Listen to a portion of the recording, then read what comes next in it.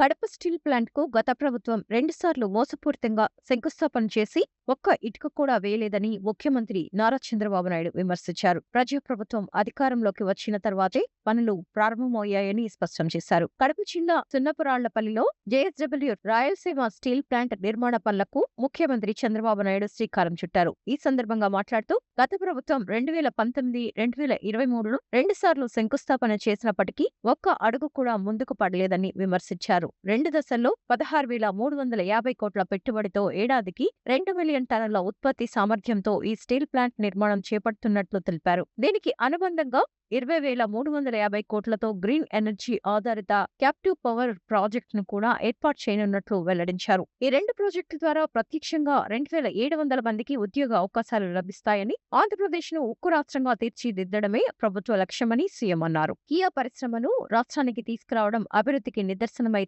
బ్రాహ్మణి steels పేరుతో జరిగిన వ్యవహారం అవినీతికి నిదర్శనమని చంద్రబాబు వ్యాఖ్యానించారు. రాయలసీమ అభివృద్ధి పరిశ్రమలు, గ్రీన్ ఎనర్జీ, హార్టికల్చర్ రంగాలకు ప్రాధాన్యం ఇస్తున్నామని తెలిపారు. అలాగే గండికోటను అంతర్జాతీయ స్థాయి పర్యాటక కేంద్రంగా అభివృద్ధి చేస్తామని, రాష్ట్రంలో పెట్టుబడులు, ఉపాధి అవకాశాలకు మరింత పెంచేందుకు ప్రభుత్వం కట్టుబడి ఉందని ముఖ్యమంత్రి స్పష్టం చేశారు.